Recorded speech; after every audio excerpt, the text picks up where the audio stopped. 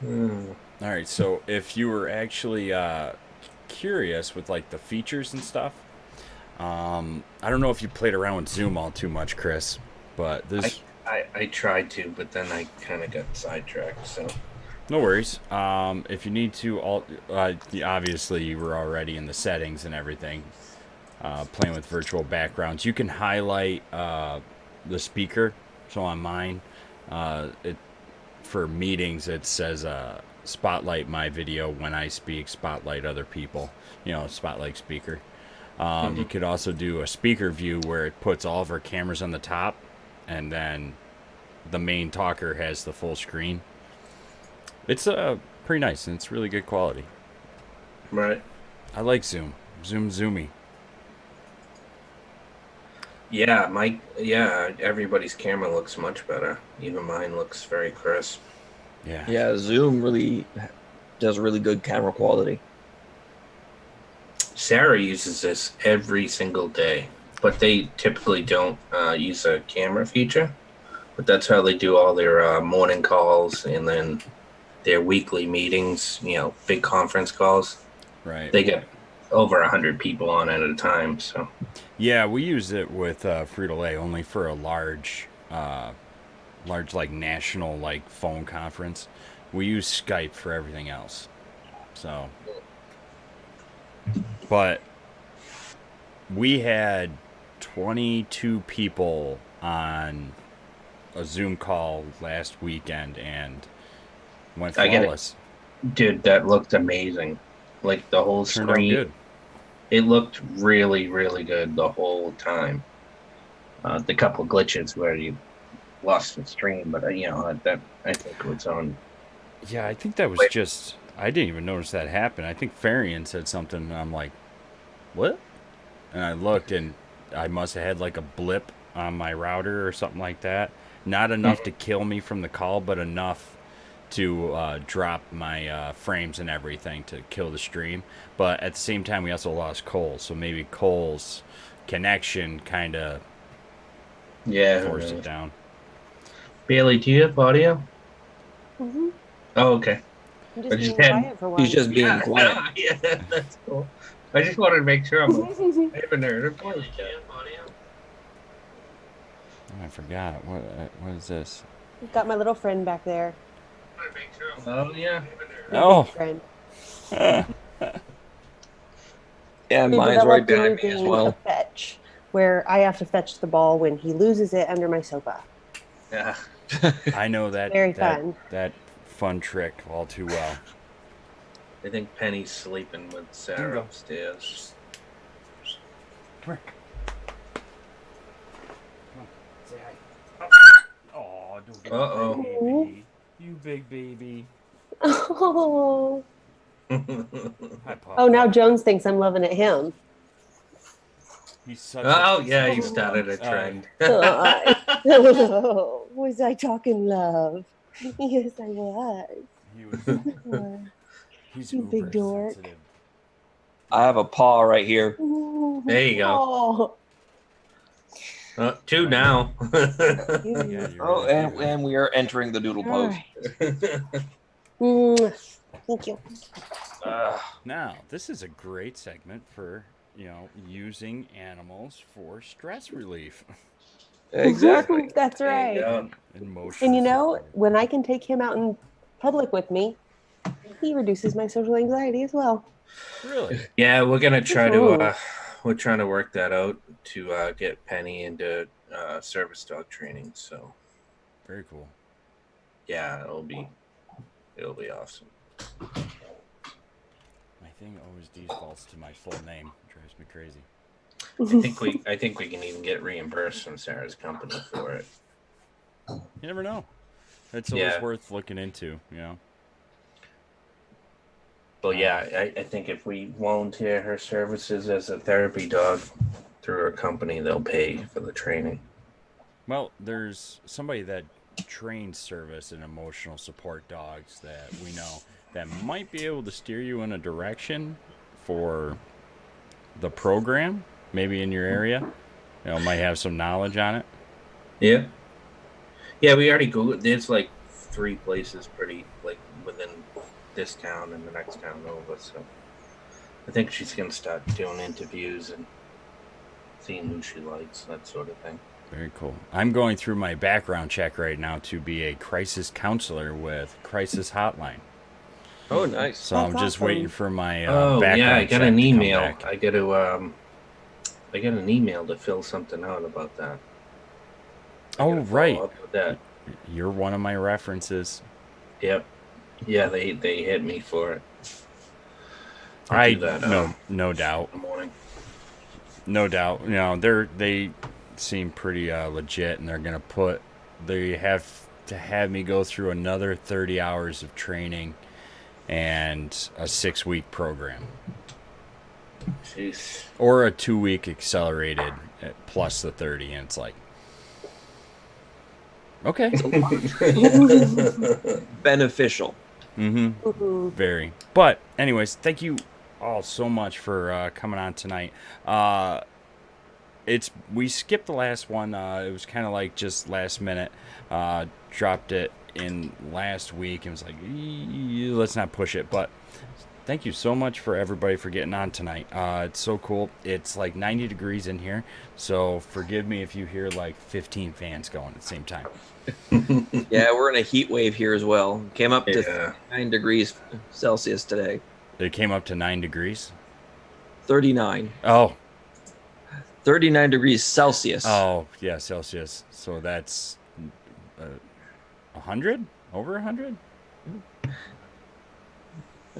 Isn't it like 34 degrees Celsius, 100? I don't know. I have no idea. All I'm right. bad It's at conversions. 102. It Oh, got wow. to 102 where you are. Yes. I think it was 90 something here today. It was 92. Yeah. And I think, yeah. Welcome to Atlantic Canada, where we fluctuate from extreme.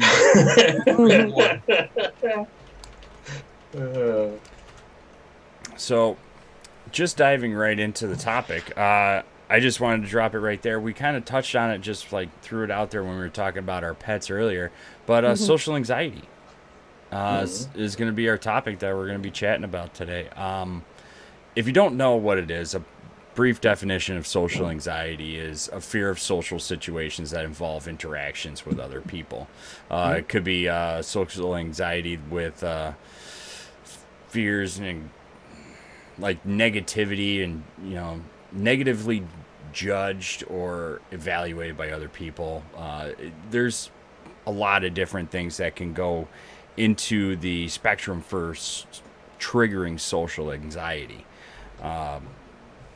I think Raven even brought up a couple topics in the professional server today or tonight having to do with triggers, everyday triggers, work triggers, and also childhood, trauma. Yeah. Well, in a clinical sense, social anxiety disorder, or it was previously called social phobia, is used to describe a intense, long-lasting fear of social situations where the person will ultimately avoid those situations, whether they fear being embarrassed, humiliated, in a negative way, being criticized.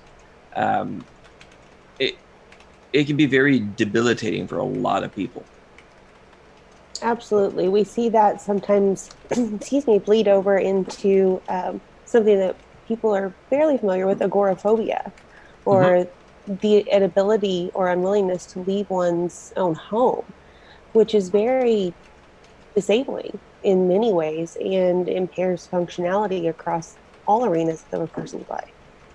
Well, what happens with social phobia, social anxiety disorder that leads to agoraphobia is the brain makes connections, it makes links and tends to generalize oftentimes.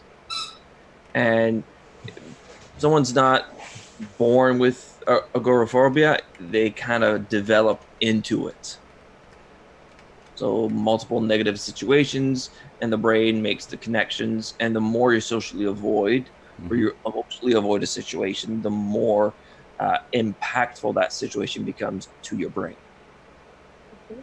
And with a lack of practice, just like anything, we get out of the habit of conversing with other people, of being a part of society, and it makes it that much harder then to sort of rejoin the rest of the world. I think this is a perfect topic for right now. I mean, because this subject's been coming up in social media because the big convention that's going on, and a few people have expressed that they didn't have the nerve to go. They needed to stay home because they were afraid of how they would feel when they got into the crowd, and that's tough, because they want to be there. They have the desire to do it. Well, large crowds is difficult for people in general. People that suffer from anxiety or social anxiety, it makes it that much harder. Yeah, almost impossible, right? I mean, depending on the severity of it. And so, yeah. I would say it's one of the most common things I see in my work in case management and adult services is that people are genuinely worried about what Joe started the conversation with, what other people think of them, and how perhaps they will be perceived when they're out in the community. And that fear becomes that self-fulfilling prophecy. And social anxiety tends to become this cycle that a person can't really escape from. And it's even more so now, I find, just with the advent of technology, live streaming, any type of capture devices, what you do can always be filmed. No, true. In any possible fashion, some way, some form, someone can get it on video, share it online, and it can go viral. The clips with just the streaming service we use on Twitch, anyone viewing the channel, if you don't have it like deactivated, can take a clip of an embarrassing moment and just blow it up through socials, and I'm going to want to disappear from socials for a while to get away from it, because I'm going to be just mortified. Yeah. So it's a tricky thing right there. I mean, there's a lot of different avenues with not just social settings out in, IRL in your real life and online. So it's almost like it's coming from two fronts. Like essentially it's all around you at all times. There are many things, but what I'm thinking of it in my head, and it's coming out. Social anxiety can sometimes be confused for other emotions, correct? Like just like not like would you categorize embarrassment as a social anxiety? Well, we need to define or differentiate between what is normal social anxiety versus social anxiety, the disorder. Okay. And that's something a lot of people do with depression, anxiety. You can feel anxious without suffering from anxiety. You can feel depressed without suffering from depression. With social anxiety, you can not want to be in a crowd, but that ultimately doesn't mean that you suffer from social anxiety disorder. All right. Well, I think there are a lot of people with what we lovingly call the walking wounded who do have these symptoms of what could be a disorder, but because they're not causing functional impairments in their lives, they don't really qualify for a diagnosis. So being able to recognize and talk about feelings of anxiety rather than I have anxiety really frees us up to talk about the full spectrum of mental health. Yeah. It comes a lot with the misconception a lot of people have with diagnoses, the criteria. And what you mentioned, Bailey, is it causing functional impairments in one or more aspects of the person's life? Whether it be private, personal, social, academic, professional. Is it causing any sort of impairment? And to what degree is that impairment? We talked about before social isolation. So is that part of this? Are they the same, or is the isolation the after effect of the anxiety, I guess? Social isolation can be present in multiple different facets. If we look with social anxiety, it will kind of fall in line with emotional avoidance. Emotional avoidance it's I don't want to feel these emotions, I don't want to feel these feelings, so I just won't do it. But and then once we don't do it, we don't do it. And that reinforces the fact that you shouldn't go, and you fall down a vicious cycle. So I guess it's still, and I think we talked about this before, I mean, you can be socially isolated and still be in a crowd. So, you know, I guess you could still be socially anxious in the crowd. You just don't engage. You don't, you know, even though you're there in the moment, maybe you're buried in your phone or in a book or something to kind of shield you. Put your glasses on, you know, who knows, you know. Yeah, I was kind of joking, but, you know, I'm really not. When I take my dog somewhere, he's not an emotional support animal, but he reduces the likelihood that I'm going to have a serious conversation. People want to talk to my dog. They don't care about me. And that is just enough buffer sometimes where if I'm, you know, just not feeling the day, maybe Jones and I can get through it because he's going to take the attention. Just having a little buffer between you and the rest of the world sometimes can be beneficial, but it's when we begin to use coping mechanisms that aren't so beneficial to put up a barrier between ourselves and other people that we need to begin to look at other alternatives. Gotcha. Well, that kind of opens up the door to another question. So you're saying, like, you know, the dog can be a barrier or a distraction. So could your own behavior, how you're acting, be like a, you know, like, you know, if you're acting like a clown or something like that, it's in order to, you know, distract the real issue.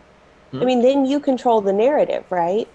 If you're acting like a jerk, I can say, wow, you know, Chris is acting like a jerk, but it won't come off as you being afraid of a situation. You're going to know exactly how you're perceived.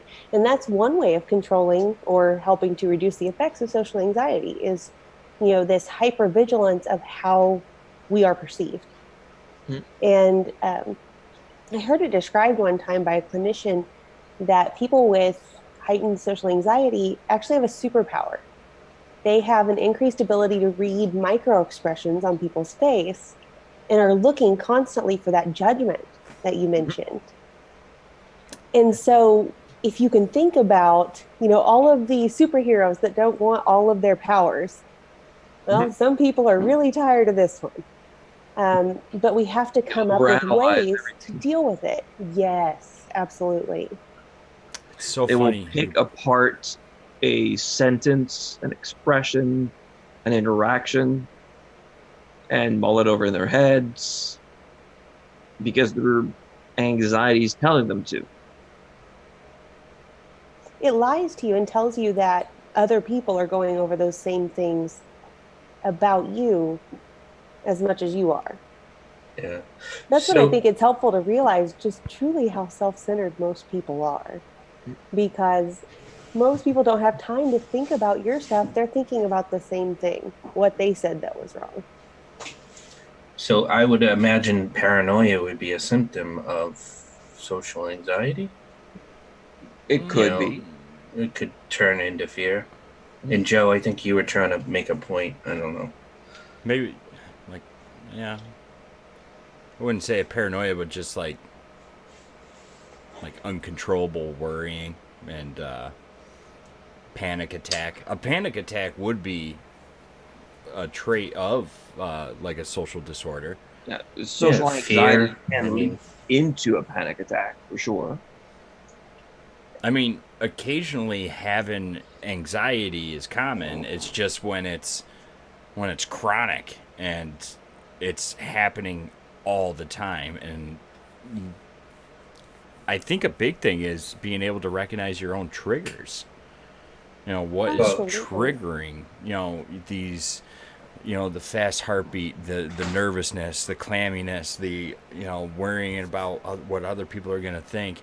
I mean, in our environment here with utilizing Twitch and, the Twitters and, social media and all that, you see me here.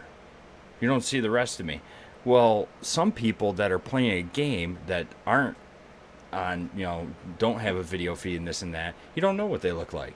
You're just building these relationships over, a video game where you only learn the person's voice, but you get to know them really well. I mean, Yeah. you A get prime that example bond. of that is Blue Westlow.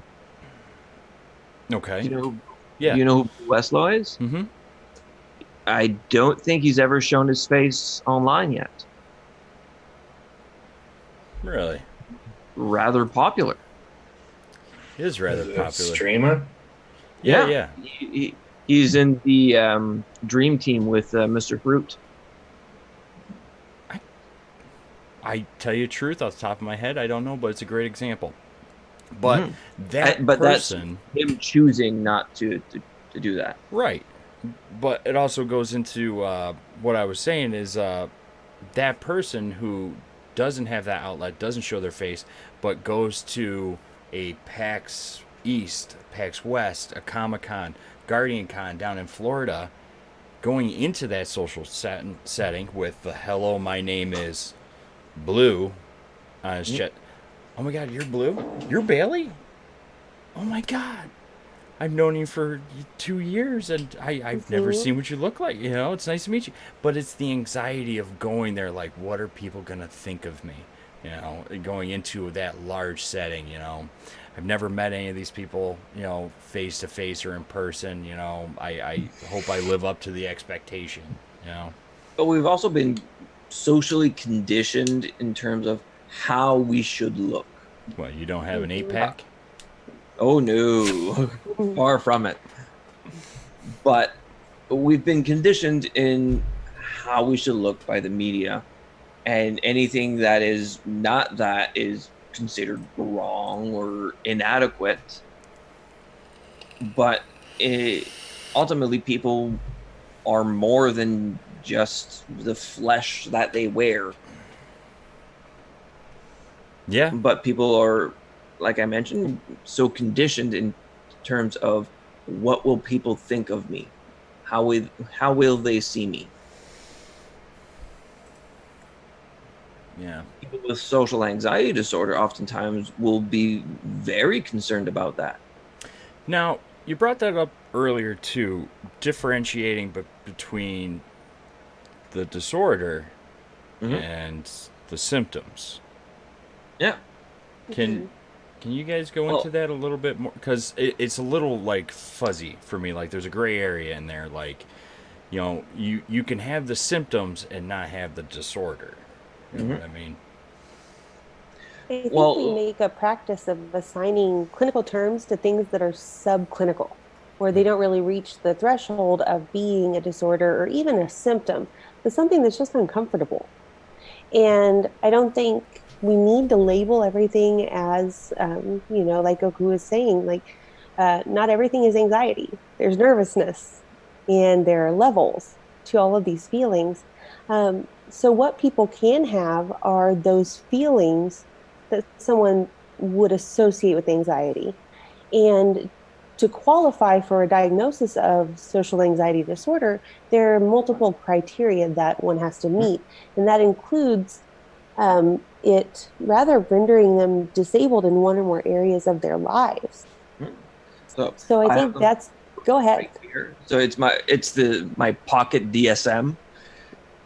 When we look at the diagnostic criteria, there's quite a lot that we go through. So one of them, which is the most common, is a marked fear or anxiety about one or more social situations in which the individual is exposed to possible scrutiny by others. So example, having a conversation, meeting unfamiliar people, being observed, either eating or drinking, performing, giving a speech, etc., etc.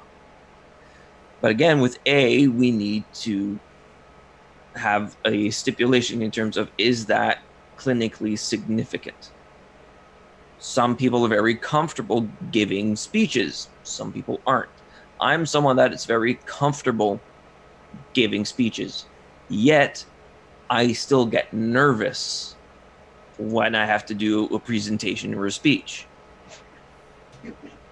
So kind of that demarcation people look for. Oftentimes, I don't want to go give that presentation.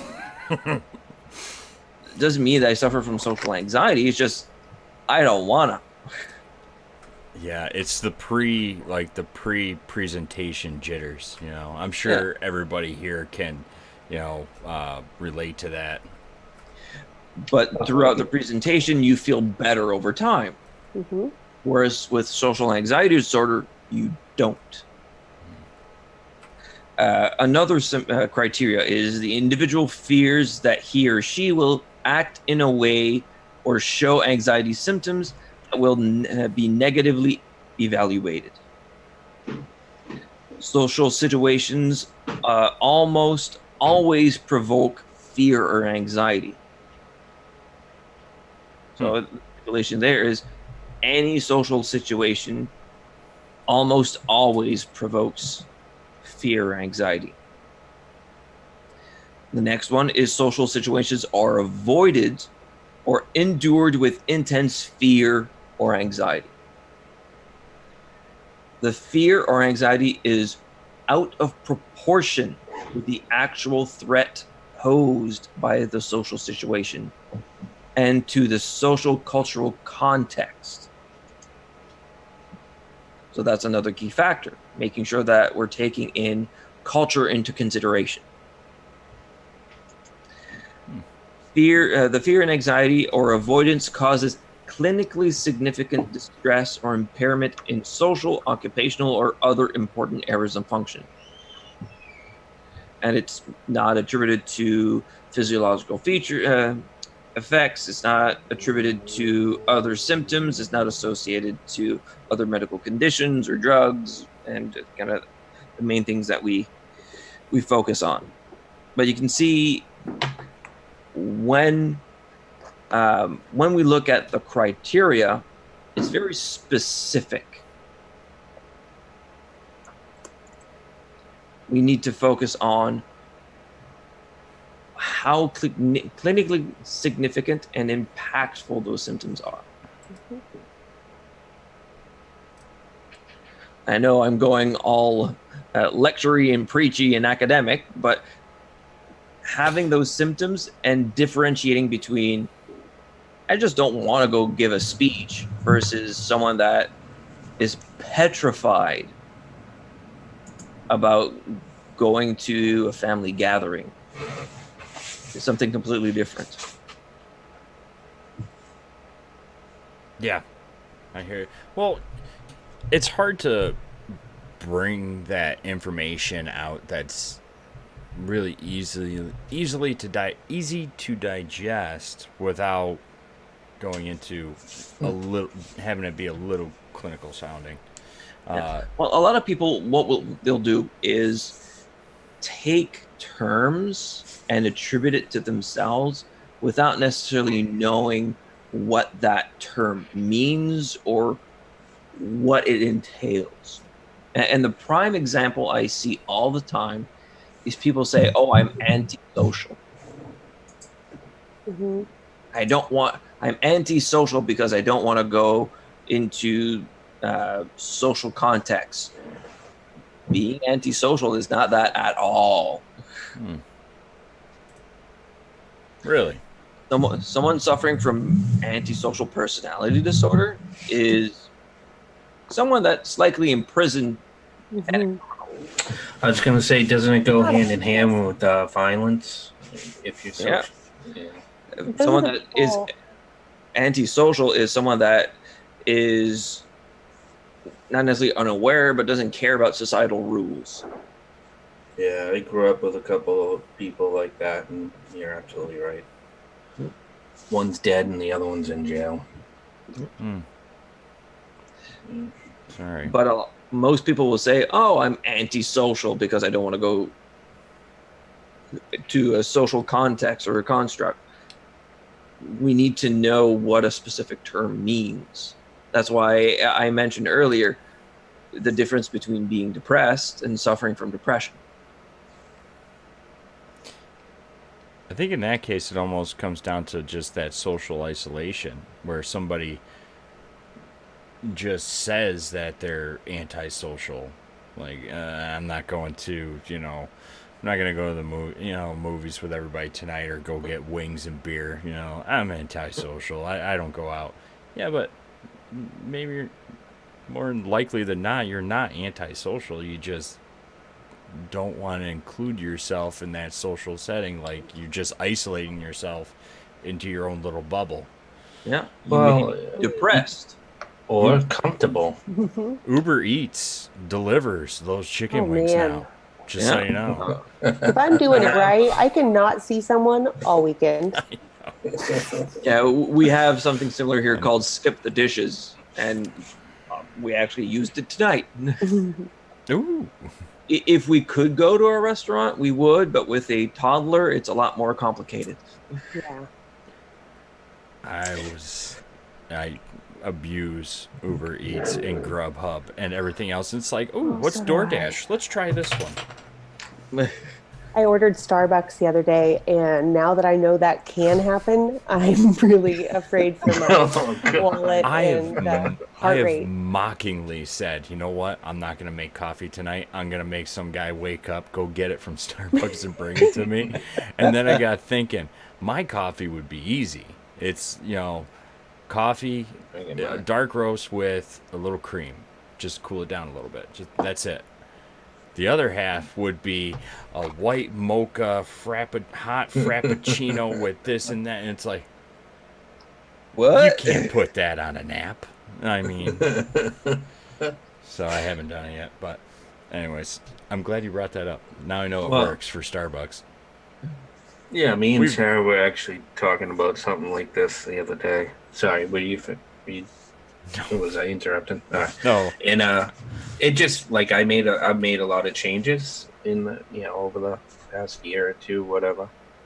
So we still get invited to a bunch of places, and that subject came up like, oh, he doesn't want to socialize anymore, and it's not that. I'm like, well, no, but if I go there, I know where it's going to lead to, or where it's going to end up, or what situation I'm going to be presented with, and then I have to deal with it. So sometimes it's easier to just not deal with it.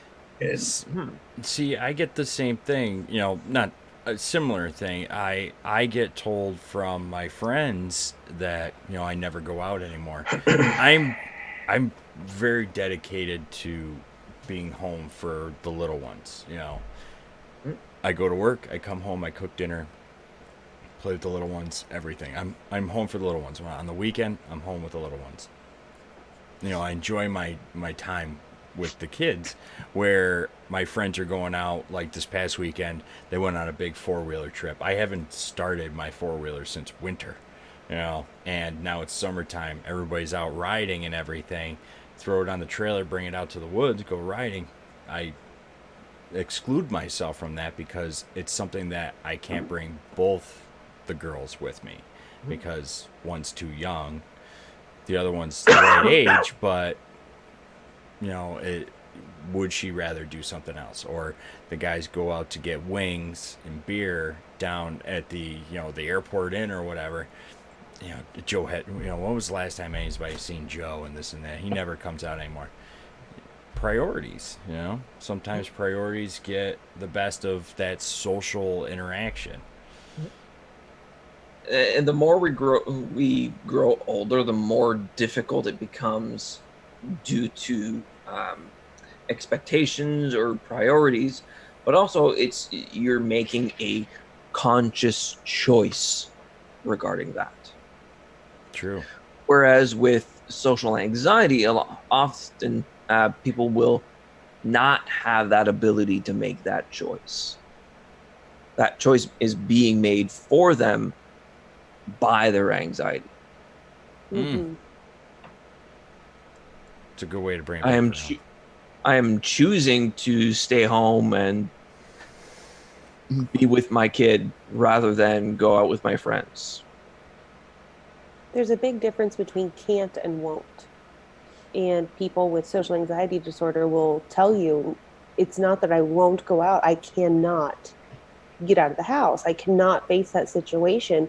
And we'll see very strong reactions when they try. And so, you know, people who say that, like we've talked about, that they are antisocial or isolating. It's a difference between their ability to go out and really their willingness. Well, so here's a question. By making the choice, conscious decision to not go out, not put yourself in those situations, over a long period of time, if you continue to make that choice, can you actually create social anxiety? You Because- can, yes. Mm-hmm. What we It talk can about develop is over time. Careful, ruminating Joe. Be careful. on those ruminating on those experiences. And if you have a lack of experiences, you aren't talking to people, the times in which that went poorly are going to stand out in your mind.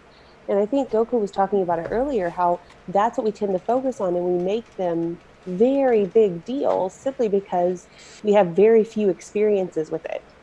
So Our brain innately focuses on Mhm. those salient experiences, and generally we tend to remember the ones that didn't go well. So in our minds, it's every time I leave the house, this happens. When in reality, it might be those are the only times your brain really remembers because they were meaningful experiences.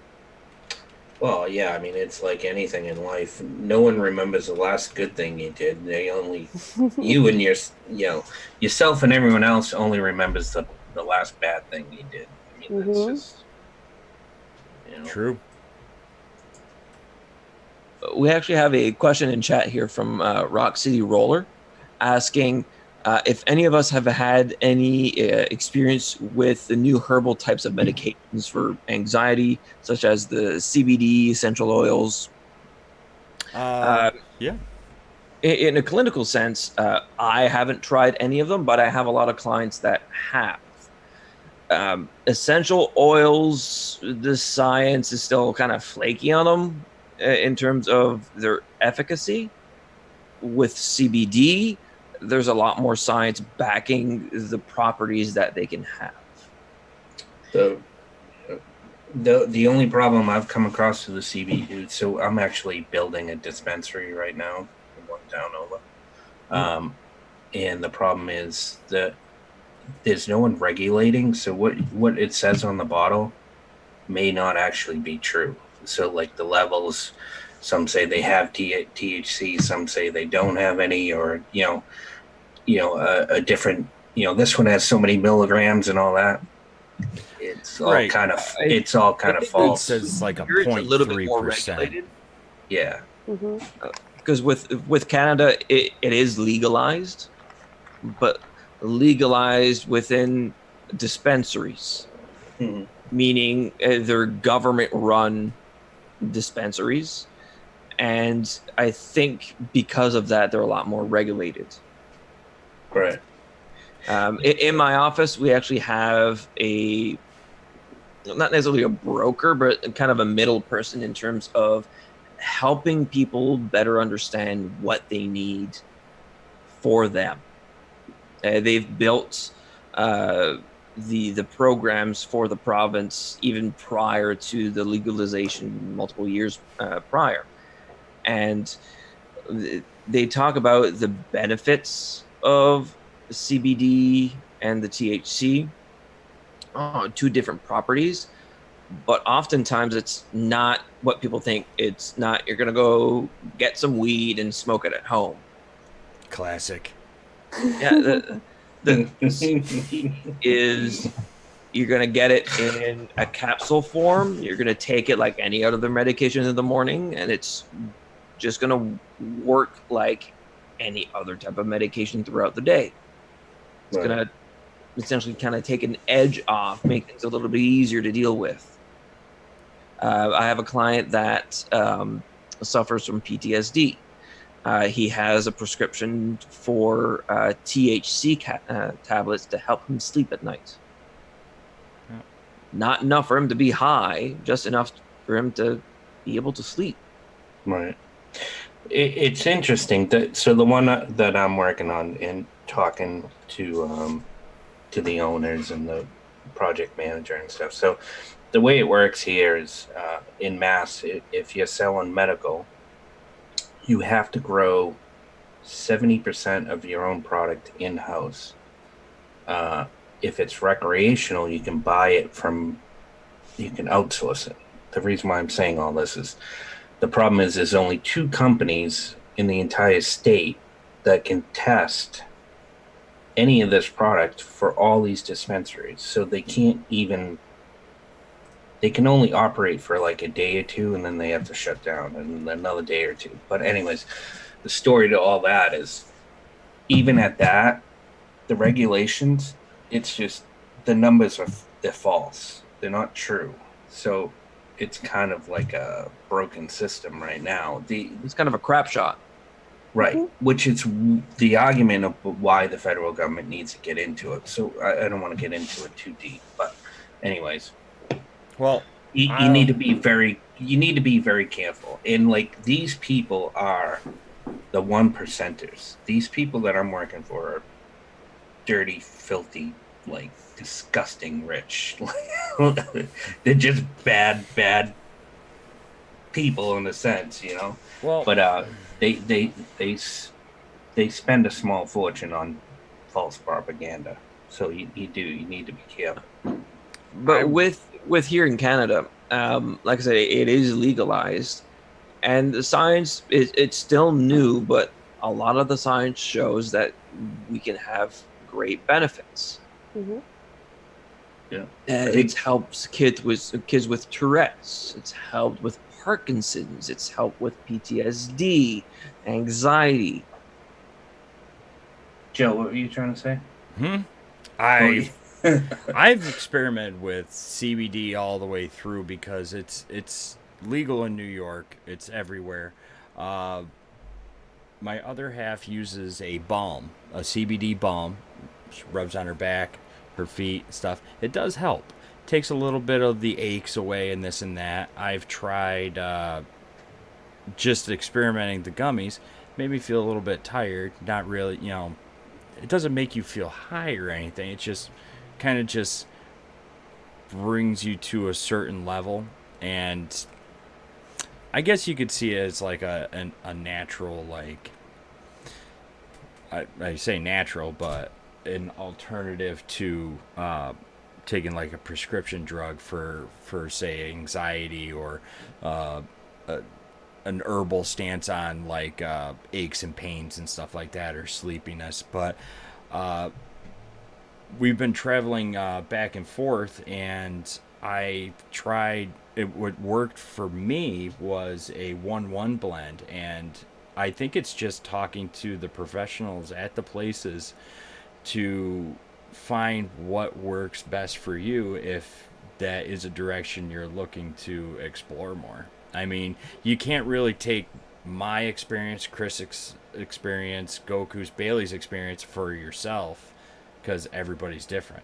I mean, everybody's going to react differently to CBD or 1-1 ratios or this and that. Like, I mean, it's becoming more widely just accepted across the country now. So it's It's all what you prefer, really. But with CBD or THC, you got to keep in mind that it's mainly treating the outward symptoms.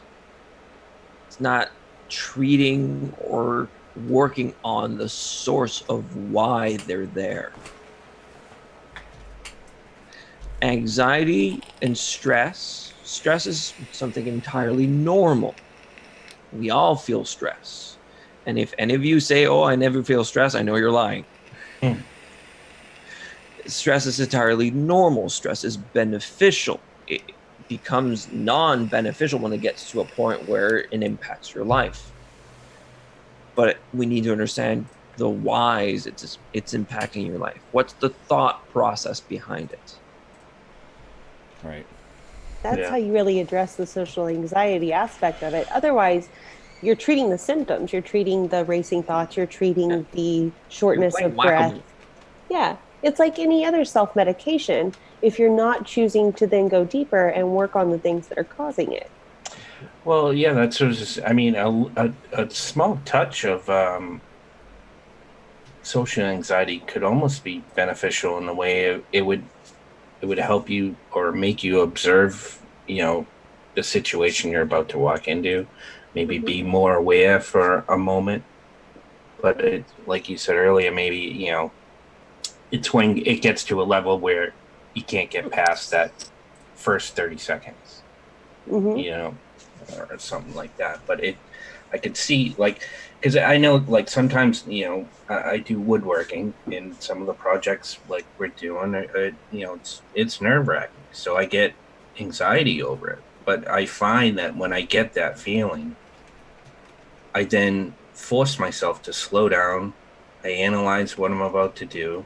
I go through my steps and how I'm going to complete my task, and then I can calm down and move forward. So in a sense, the anxiety for that brief moment is kind of beneficial to me for that little bit of time. It's almost like a beneficial trigger, I guess. Hmm. For But some people, we talk about, are you anxious or are you excited? Because they're the same feeling. It's the meaning that we assign to it. And so if we can talk our brains into thinking, I'm just really ready for this, Mhm. I am on point, you can begin to work through that first 30 seconds because faking it till you make it, it works. It You works can for the get moment. started. It doesn't work in the long run, but it works for No, the moment. it gets you into Example, that presentation. I have a client that she lived through a lot, and she had that mentality for a while of fake it till you make it. And it worked well. It helped her deal with a bankruptcy and worked through a really nasty divorce, taking care of her kids. But she just kept faking and faking and faking until it just all came crashing down, where all of those emotions couldn't wait anymore. You eventually need to treat or deal with what's going on. And like you mentioned, Bailey, being excited or feeling anxious, it is the same type of emotion, but it's a different type of thought pattern behind it. And if we don't work on the why, like I mentioned, we're just going to be playing whack-a-mole. We're going to be squashing symptoms when they spring up. Yeah. Well, what sort of just to bring it to a different direction, but still in the same wheelhouse? How could one person focus on what their triggers are for social anxiety and general anxieties? Like, I know people, certain people that have spoken up here and there and speaking, personally, it took me a little while to try and recognize what was triggering my anxiety, and some people might not know, like, exactly what's triggering it. Like, what sort of like advice would you give for like self reflection? I think journaling is very important, being able to go back and look at the precipitating factors before you felt that way. What was going on? Who was there? How did you feel? What were you thinking? And being able to capture that. And then you can look for patterns. Yeah. One of the things I love, When, and where, why? yes, I love this online journaling system called Pinzu because it will email me and say, hey, last month you wrote about this. How are you feeling about it? And I can see, okay, well, when it was month in and I was doing clinical reviews, I was really stressed about this, that, and the other. And how did I react to it? Was it helpful? And I can start looking at my behavior across time in that way. If you're journaling, if you're just making notes of what's going on before and during and then after these feelings, you can start to see the correlations with things in your lives. Yeah. So Rock City Roller had a really good question in chat, and where the subject is about anxiety. I believe he's talking about his wife. She has anxiety, and he's asking, as a partner, are there any things I can do as a support system to aid when her anxiety rises? Which is a question we get in Discord all the time. Because there's a lot of moms, dads, husbands, wives, brothers, sisters. Everybody's always trying to help somebody else. So that's a common question. You want to take this one first, Bailey? Sure. I think one of the biggest things to remember is that no matter how irrational the thoughts might seem to you, they're very real to the person who's going through them. And so treating those thoughts and feelings with the respect that they deserve is really important. Also, know that sitting with someone in their discomfort, just being there with them, is a great gift. And it's not something that a lot of people are able to do. So if you're able to just sit with someone while they're uncomfortable, while they're working through it, you really are already doing a service. What people want it's as individual as the people themselves. So I always say, first of all, ask what helps, ask what they need in the moment and what makes them feel safe. Anxiety can make us feel very unsafe. So if you can help control that environment and help her to structure that experience a little bit more, you can then help her see those triggers and respond to them in real time. Goku? One thing a lot of my clients say or ask is, how can I help fix it? Mm-hmm. And you can't fix it. Like I mentioned, anxiety, it's the same type of reaction as stress. We cannot fix stress. We can only deal with it.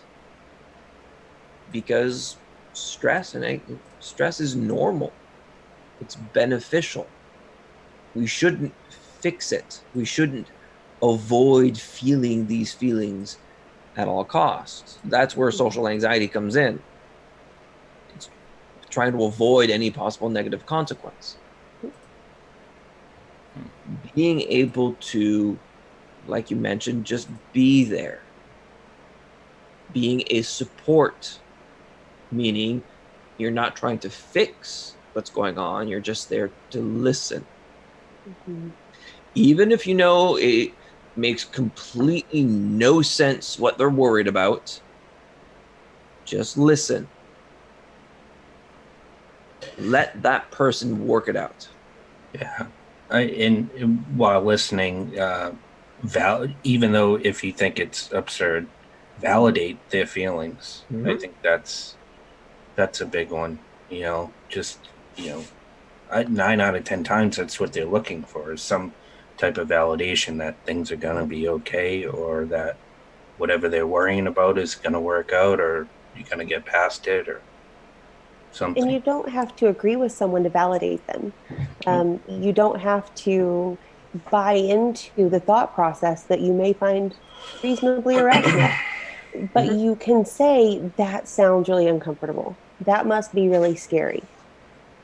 That sounds hard. I'm sorry you're going through that.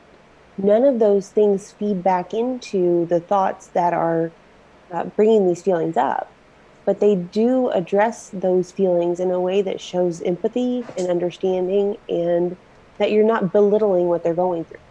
Mhm. I was just gonna say, uh, being generally empathetic to the person isn't, Mm-hmm. yeah, that's, yeah, just showing empathy. Yeah. Yeah. Good point, Bailey and Chris. I mean, that's good, right? That was great. I mean, you really. I've seen some of our interactions, and when somebody reaches out for support, and just validating those feelings somebody has can generally calm them down, and Mhm. make them not worry so much and bring their anxiety down. Because oftentimes what they hear is people not validating what they're going through, saying, stop feeling this way, or what you're feeling is not normal, or it's not beneficial.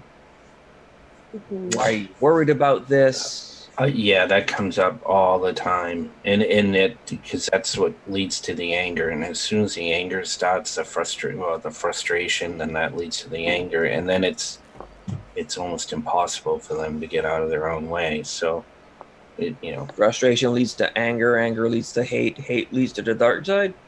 yeah, yeah, and then yeah. So when people come in that heightened level, it's even harder to help them. It's because it's almost like, what's the expression? They're seeing red, Yeah, like we're in crisis. it's the same thing, that they're not hearing what you're saying either, because And you that know can lead to some of those behaviors that tend to get people referred to services. Like you talked about earlier, Chris, that can lead us to, whether intentionally or unintentionally, distance ourselves from other people. And we can do that by acting out, by behaving in such a way that other people distance themselves from us for us Mm-hmm. so that we don't have to. So I hope that helped, Rock City. Thank you for the question. Yes, and thank you for seeking support to support your wife. That's really awesome. Yeah, I mean, I suffer from anxiety, and with Sarah being so supportive, just the sound of her voice can trigger me, to bring me back. So, sometimes it's that simple, Mm-hmm. So I would recommend picking up a book or two in terms of understanding anxiety. There's a bunch of really good ones. There's the Feeling Good book by, I think it's David Burns, if I'm not mistaken, I believe which is a so. really good one. Um, sorry, I was reading Brock's comments. Make me laugh. Another one that I like, I tend to recommend workbooks a lot to my clients, and there's one called Mindfulness and Acceptance for Anxiety, which will focus on mindfulness, which is the newest form of, or most popular form of treatment lately, and acceptance, which focuses on acceptance and commitment therapy for anxiety. And the key of acceptance and commitment therapy is, one, you're not broken, as a lot of people tend to believe that they are. It's accepting that this is what you're living through now, but it doesn't mean that you're unable to do anything. And within ACT, there is an example or a metaphor called the chair metaphor, which is what happens when you have a chair that one of the legs is wobbly or bent and is no longer able to serve its immediate purpose of being able to be a chair and be sat on. Well, people say, well, it's broken, and you throw it away. Axe looks at that chair and says, no, that chair is not broken and doesn't need to be thrown away.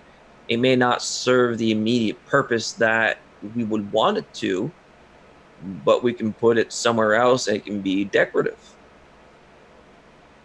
I got one of those chairs. We all have kind of a bench or something that serves as a decoration. Doesn't mean that it's any less of a chair. I like that. With anxiety, people will tend to believe, well, I'm unable to do X, Y, or Z. You may just need to do things a little bit differently. I like that approach a lot. That is a really great advice right there. Yeah. We did have someone come in the Discord one time. It was a daughter, and I ended up answering the call. And she was talking about her mother. Was getting severe anxiety, didn't want to leave the house, and was kind of asking what Rock was asking too. You know, how do I support her? So I did a little bit of research, and I sent her some links for these different like yoga classes. And I said, you know, maybe it's something you could do together and create kind of like an event that you guys can share together. And it turned out it worked great. And also because they were doing it together, so they're communicating along the way. But then when they started the class, it was actually quiet and essentially, you know, kind of escaping in the moment, because you know, with yoga is there's a million different forms of yoga. Some of it's kind of that quiet meditation, the slow movement and the stretching and all that. So kind of worked out that way. So I don't know if that's helpful or not, but it wasn't that situation. So I love yoga. my father used to do it. My father was years ago was I don't know, some type of like high anarchy in it. I don't know what you call it, but Was he the guy in the park? yeah, not quite. But I've been giving it some thought. You know, I don't know. This may sound like a joke, but because I thought it was a joke, but Christopher, my son, brought it up, and apparently the gym down the street does it, and then Sarah confirmed it was real. It was goat yoga. Okay. I have heard of this. I've Alright. heard of this, that you do Alright, so- yoga with baby All right, goat. We're I'm about like- to get off the rails here, but I'm really into this. Continue, Chris. I thought I was demanding them to tell me, to be honest. I'm like, you guys are messing with me. Like, there's no way this is real. But it actually works out. And he's like, I kind of want to try it. And I'm like, Oh, okay. All right. So this is yoga, yeah. but with a baby goats. goat. Yeah, like the baby go to like stand on your back Stop. when you. Yeah. Yeah. Yeah. No, that's what this whole thing's about. Yeah. Are you guys messing with me? No. Is this a thing? Isn't that I'm gonna Google this. Yeah, I've never Google heard it. of this. It's real. I used to do like hot yoga too, and that in this class, it would start at room temperature, and then after as it progressed, the temperature would cool? rise. Like, The temperature would rise in the class, but I would go to the gym and I would work out 3 times a week. I haven't been in the gym in like 2 years, but I'm working on it. It's like I'm a lot closer to the gym now. I really enjoyed running to warm up and everything, but at least twice a week I loved doing a light workout and then doing yoga for the rest of it. Just yoga to me was more of an exercise. I would sweat more doing yoga than running or lifting weights or anything, but the stretching and the breathing really helped center myself and really helped calm myself and work with my anxiety and it just became something that I grew attached to, that I really enjoyed that time, that sort of kind of monotone, instructor just kind of telling you when to breathe, when to move, what position, just the whole action of it, just I found just really relaxing and was really Well, good the for key my self-care. the key with the yoga, it's playing on two things. One, the breathing is key. So you learn how to breathe in yoga, which is you're learning how to use your diaphragm. So belly breathing, diaphragmatic breathing, deep breathing, all terms to me the exact same thing, which is what we teach when we do anxiety interventions of, all right, we need to focus on breathing. So yoga will teach you the proper way to breathe, the way that you're supposed to breathe, that re-engages what's called the parasympathetic part of the nervous system that calms you down. Two, with yoga, it's an exercise on mindfulness, that you're focusing on exactly what you are doing and nothing else. If you do not focus on what you are doing, you will topple over. So you're breathing, you're being mindful, and it's entirely normal that you feel extremely refreshed and relaxed after. There's so many different kinds. Like I don't need, Mhm. to sift through all, but I think it's definitely something you got to do your research on.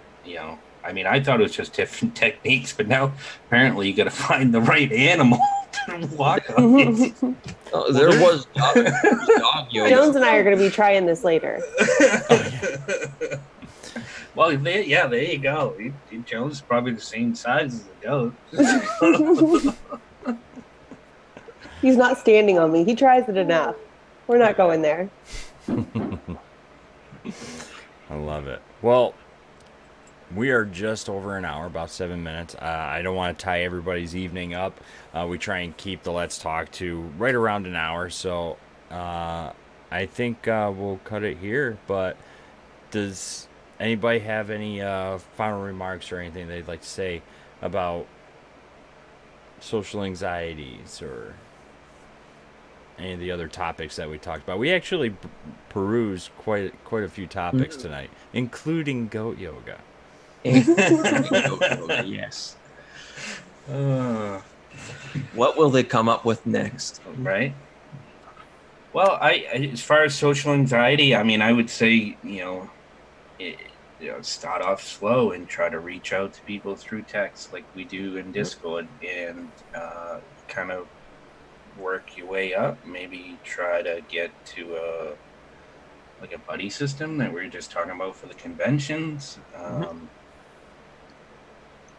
Go to the store, go buy a pack of Twizzlers or something, interact with the cashier. I know, right? I love Twizzlers. I got a bag right over here. Twizzlers and not red vines. But yeah, just force yourself into little situations at a time, and you're not gonna get me on the cow yoga. I'm not falling for that one. Yeah, I don't know. That would be my suggestion. So, yeah, I would just say, try some self-reflection and see what triggers your anxieties and your social anxieties. And like Chris said, work slowly towards, approaching each one of those. And with large settings, if you're going into a large crowd, a buddy system would be great. But also in the same sense, if you see somebody that you can recognize is having an issue with their anxiety in a social setting, be empathetic towards them. Try and be there for them. You know what it feels like. You can bring that forward and help somebody else with your experience and possibly help them. That's me. All right. Anybody else? It's a good way to leave it off. There we go. All right. Well, thank you everybody for hanging out with us. If you ever have any questions or anything like that, or want to chat more, we do have a Discord. The links for it is posted on our Twitter. You can get a hold of all of us individually, any of us individually if you'd like. And that's it. Yeah. Cow yoga. It's the next craze. I'm here for it. All right. Have a nice night, everybody. Good night.